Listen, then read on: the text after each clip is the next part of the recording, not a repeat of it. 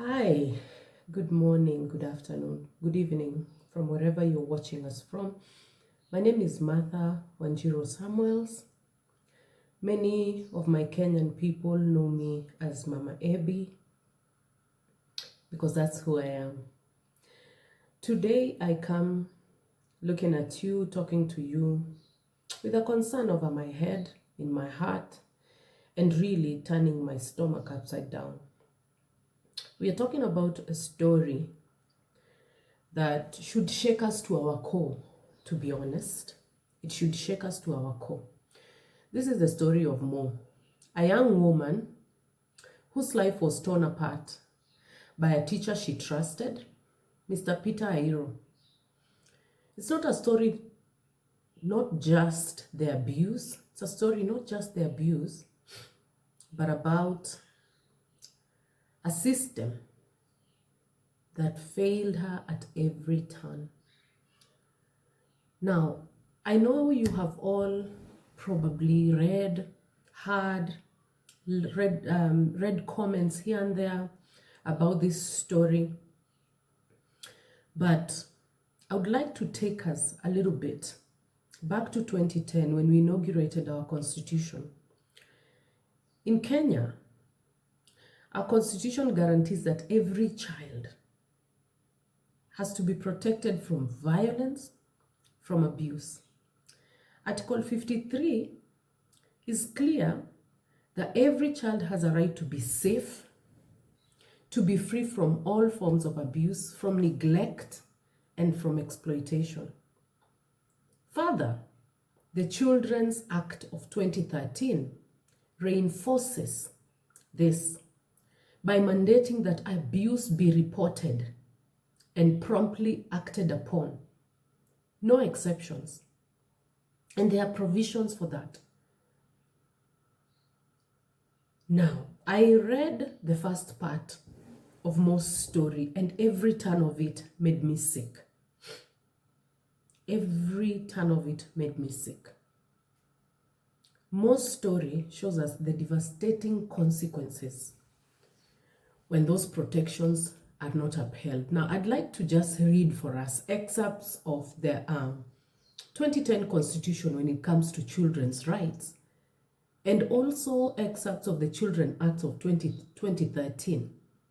Now, when it comes to protecting children's rights under the Constitution 2010 in Kenya, key provisions that are relevant to this are Article 53, which talks about the rights of children, says that every child has a right to freedom from abuse, from neglect, from harmful cultural practices and all forms of violence. Every child has a right for protection from all forms of discrimination and harmful treatment. The child has access to basic needs, including education and health care. The state must take legislative policy and other measures to protect the child from all forms of violence, abuse, neglect, and exploitation. Article 10 of the same constitution, under the children's rights, the national values and principles of governance, includes respect for human dignity, equity, social justice, inclusiveness, equality, human rights, and non-discrimination. The failure to protect children from abuse violates these constitutional principles. Article 20, enforcement of rights. Every person has the right to institute. Every person, this is the constitution, that every person, you and me, we have a right to institute court proceedings for the enforcement or protection of any rights or fundamental freedoms under the Constitution. Survivors and advocates can demand accountability. Article 24 on rights of vulnerable groups, of which children are listed under vulnerable groups, says that they require special protection by the state. Our children require special protection by the state.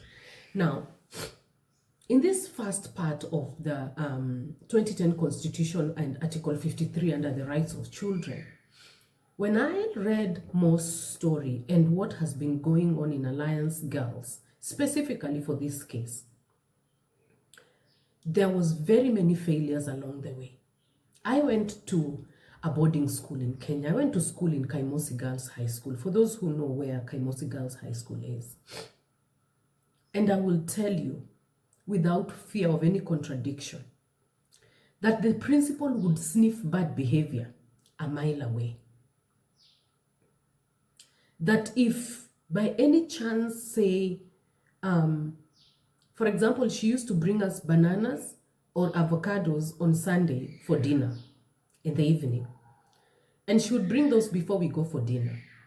And she would have counted how many tables, so how many avocados of how many bananas for each student. If any student missed a banana or an avocado, this woman, mad respect to her, within a very short period of time, she will have found out how the avocado left the sack or the basket that she came with, who took it, where they sat when they were eating the fruit or the avocado, where the leaves are buried and where the seed is buried as well, where the peel or the seed is buried. Now, you cannot tell me that the two school principals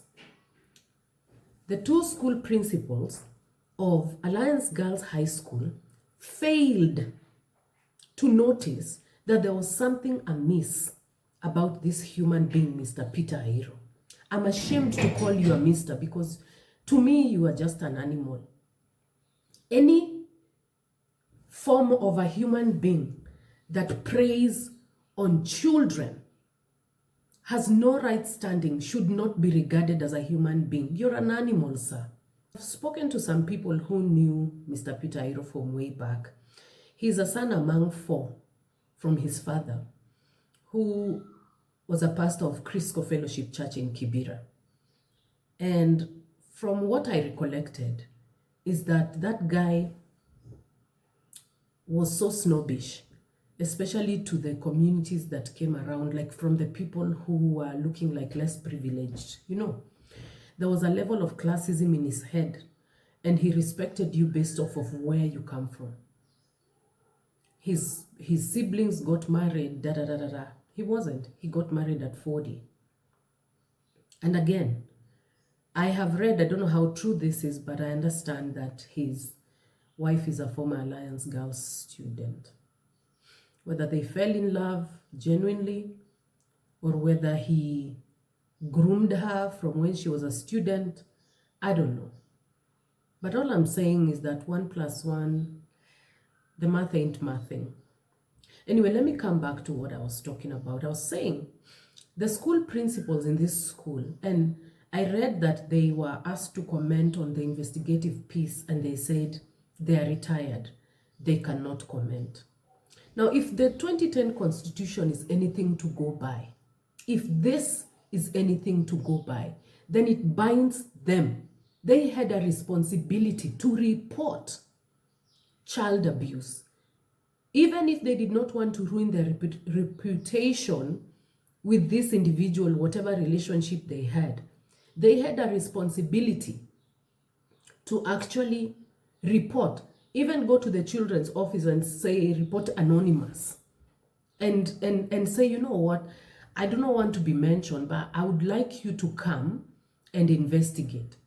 Just come and do your investigation, you know, chini ya maji. Or you just come and the Teacher Service Commission, go and report to your boss, Madam Two Principals, shame on you. And you'd have told your bosses, this and this is what I'm observing one of my teachers, and because of whatever you wouldn't want to ruin, whatever it is, maybe, I don't want to say it, you would have snitched on him, and the Teacher Service Commission would have come and done anonymous investigation. But what did you do? You looked the other way. You turned your face away from the girls so that the abuse, the manipulation can go on. Shame on you. There's something in law called occupier's liability. You're liable. You're guilty. You are complacent. You're not innocent. You cannot claim, I am retired, I cannot comment. No, you can comment. And because you are the leader in the institution at the time, you cannot say you didn't know. You knew. Principals are like moms. It's like their antennas are always way up there when everybody else is down here. To the teachers, I know there's some principals in schools hold themselves in levels of like demigods. It's like you walk on eggshells around them. And yes, with what is happening in our country, jobs are not easy to come by. Maybe the teachers, you guys were scared to speak up for the girls. But guess what? You would have reported this anonymous. You would have reported this anonymous. You would have snitched even to your relative. You would have snitched to a friend and say, yo, I don't want to be quoted because I don't want to lose my job. But this is what I am observing in my school. Can you guys come and check it out? Because I don't like it. But if all of you kept quiet, all of you are cowards, shame on you. Shame on you for shielding a pedophile. Shame on you for letting these girls go through abuse for so many years under your watch. Shame on you. You do not qualify. You are not even worthy to be teachers, to be honest. What have we become as a nation? Like, that is so sad. Like the children, parents give your children to institutions and entrust you to protect them. You walk around in skirts and suits, yet you're just empty in the head. That is so shameful. Useless. What kind of training do you guys go through in teachers' training schools? What are you taught? Is there no section talking about child rights that you guys know about, yet you're going to deal with children? Or you think they are women like you? Yes, they grow up to be women, but they come to you as children. And you as an adult have a right to protect them. It's your responsibility. It's not a privilege that they have towards, it's your responsibility to protect them. So whether you are afraid of your principal, you did not have to go to your principal. You would have gone and snitched to somebody else who will tell somebody else and something is done. But no, you guys shielded this pedophile and he felt like he's invincible. And that's why he carried on his behavior for all those years, man. That is sad. 1999. And now this nigga is 50 years old. Like, seriously? All the teachers that went through Alliance, if any of you observed what was going on and you never said nothing, shame on you, you are all guilty. Now, before I become very emotional, let me read to us the Children's Act of 2013 that talks about legal protection for children. Part 2, principles relating to children. The child's best interests are paramount in all decisions concerning them.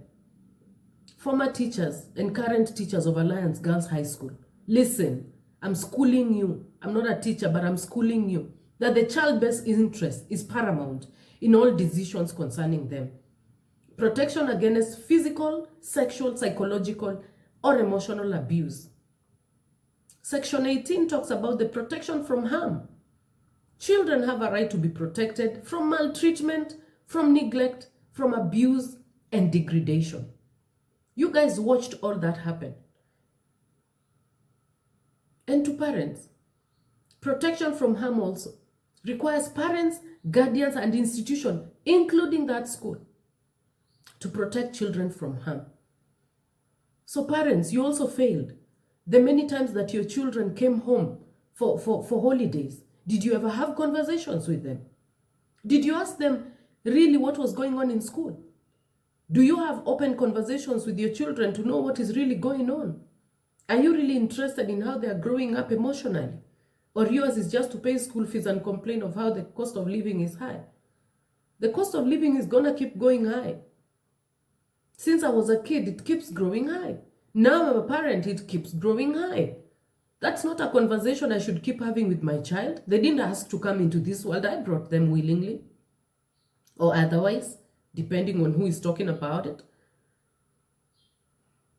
That is not a conversation you should constantly have with your child. And never to find out, because these children spend more time in school than they spend with us at home. So even you parents, you failed. You failed to protect these children. The children might be afraid. They don't know how to navigate. They don't know how to start. That conversation is not easy to begin because they're also confused internally. What happened to the intuition of a mother? What happened to the intuition of a parent? Section 29. This is where I am. Any person who has a reason to believe a child is being abused must report the matter to a children's officer or police. Yes, the police might start talking smack at you, bring evidence and shit like that, but we have the children's desk. And yet you might be afraid of police because, again, our regular police stations are just something else. But there are two main offices of the children's department, children's desks. Two main at the DCI. One is at the DCI headquarters in Nairobi. The other one is in Mombasa. What would have been so wrong with you walking there and telling these officers in confidence, mimi ninawaletea NIS information. This is what is happening in my school. Nyinyi kujeni tu mtafute vile mtatoa hiyo maneno, but aki msinitaje, mimi nitapoteza kazi. They are Kenyans. They understand. You think they would not find a way to come to Alliance Girls High School and smoke that perpetrator and smoke that pedophile out? They would have. But all of you, your cowardice, compromise these children's freedoms and rights. Part 5 talks about care and protection of children.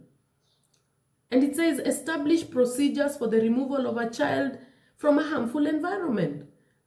And also provide for rehabilitation and reintegration services for abused children. This is where counseling should have been able to be provided for the children after the fact that you guys have reported this issue. But no. Section 57, Alliance Girls High School Management. Especially this one falls on the shoulders of the school principals, the ones of before and the current one. The role of institutions. Schools, religious institutions, and other organizations must create, the word is must, create safe environments and adhere to child protection standards. It is a must. They are also obliged to take prompt action when abuse is reported. What you guys just did was tell students, stay away from Mr. Ayiro. Tell a teenager today, stay away from so-and-so. The next question will be, why? Because this guy is coming with a soft lip. You saw better than they would have seen. It would have been a moment. That is when you tell them the details therein. But no. What did you guys do? Now, despite clear legal mandate, most abuse was not adequately prevented, it was not reported, nor was it addressed.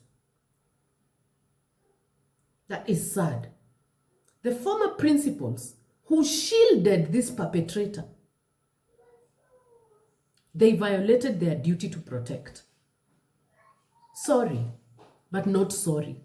You women violated your duties to protect these students. The Teacher Service Commission, your role is to oversight your teachers. Make impromptu visit. I do not know if have anonymous conversations with students. Must you just sit at Kilimanjaro House and wait for somebody to come and complain at the way you guys are corrupt down there? One moment someone complains about somebody, the next moment they're passing somebody else within the institution is telling them, yo, by the way, umeripotiwa huku. Kazi itakunywa maji. They come with a brown envelope and that story disappears. I know that to be true because I brought a complaint to the Teacher Service Commission in 2019 in May. And until I went to the streets in 2022, did the Teacher Service Commission behave? And even after that, they're still holding on to information that we are still asking them to furnish us with. Like, who are you for? Who are you for? Must everything be blown too big for you to act? Are you people supposed to be proactive, or you're supposed to be reactive? Are you fire extinguishers? I think the only people who are supposed to be reactive out here are firefighters.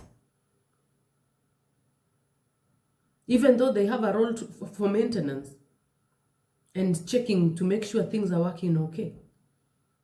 But they're the only people who go to turn out fires. The rest of us have a responsibility to be proactive so that those fires don't start in the first place. Now, if this guy was bold enough to do these things in Alliance Girls High School, and yet he was a youth pastor in his father's church, Crisco, Kibera High, and the church that his dad did, that is in Mungai, the youth in that church, did you guys observe anything weird about this nigga? Or you guys just, were bowing down to authorities that you have not interrogated? The reason why Christians are being duped left, right, and center with false teachers and false prophets, because you refuse to engage the word of God directly. You want it to be, chewed for you and given it to you like a bird feeding its baby.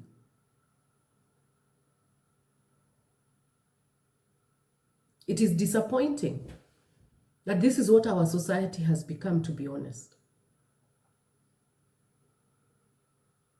If any parent, if any of your children during this entire period, if any of your children came to you and told you, I have observed 1, 2, 3 things that is happening in my school and it's a bit weird, it's awkward.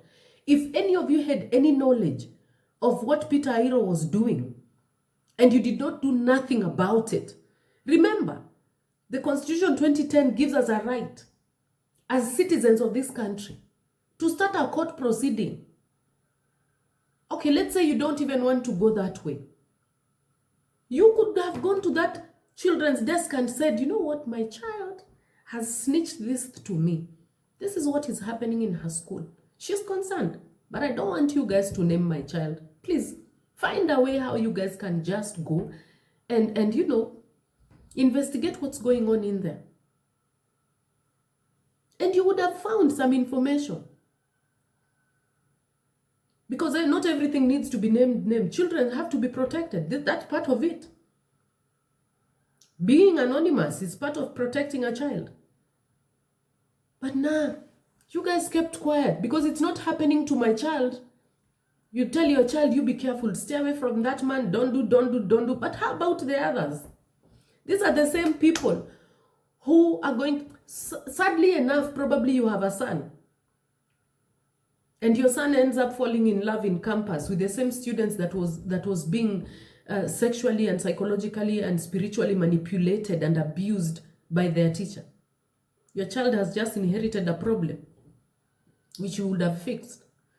But because at that particular time you didn't think like it is in your household, by extension, it comes to you. It will knock on your door.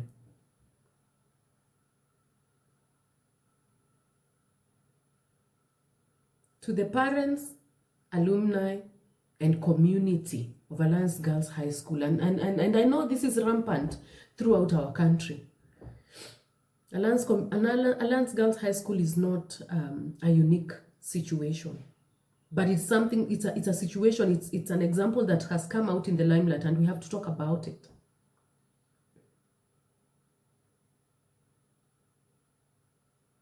Please support the survivors. Please support these students. Support their rights to justice and healing. Don't say she was 19 when she slept with that guy, so she was an adult. No. She had been taught. She had been brought into the system. She had been manipulated in her head. So at that particular time, she was still a child because this guy got into their head before he got into their pants. He did. And I'm glad to see Alliance Boys High School stand up and issue a statement to defend their sisters. Yes, that is good, but that's not enough. Please demand for transparency and accountability from this institution and from other religious institutions where issues were reported to and nothing happened. We cannot go on like this.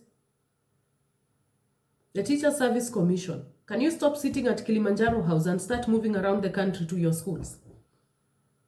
Because your job is not just to hire teachers. Your mandate goes beyond hiring. Please do that. It's important.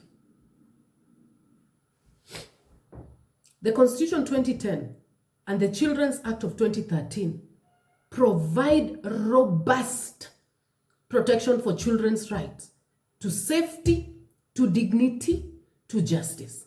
Failure to apply these laws in most cases have exposed gaps that we now see. Closing these gaps requires commitment from every level. The parents, the teachers, the watchman, the principal, retired or not or present, you need to make sure that you close these gaps in every institution. And the Alliance High School Alliance Girls is just but one. It's just but one. Institutions, communities. The girls, when you went home and you told your auntie should have done something. You need to uphold children's rights, to hold perpetrators accountable so that we can build a safe environment for our Kenyan youth. You know, you're asking yourself right now why everybody, Gen Zs on the streets. Somebody's asking, people are asking, why are Gen Zs so angry? But you're forgetting. If we count backwards, for example, from 1999 to 2025, those are 20-something years, 25 years, 20 what? Well, whatever years those are. Those are the Gen Zs. And if they are from Alliance Girls, they probably are from another boys' school, and another, and another, and another. These kids have gone through emotional abuse. They have gone through physical abuse. They have gone through sexual abuse. They have stomached it all. For the sake of when I grow up, I'll have my freedom. They have now grown up. They are now in a country where there is no employment. They're in a country where private companies keep shutting down every single day. They're in a country where every single day they see how money that should have been able to open economic avenues for them to get jobs keep being wasted, squandered, and given as offerings in churches. The same churches that harbor perpetrators of, the same churches that harbor pedophiles, many of them, like Mr. Ayiro. And that's the place where our politicians, our governments go to take money to. I'm not saying all churches are harboring pedophiles, but I am saying that many of them exist.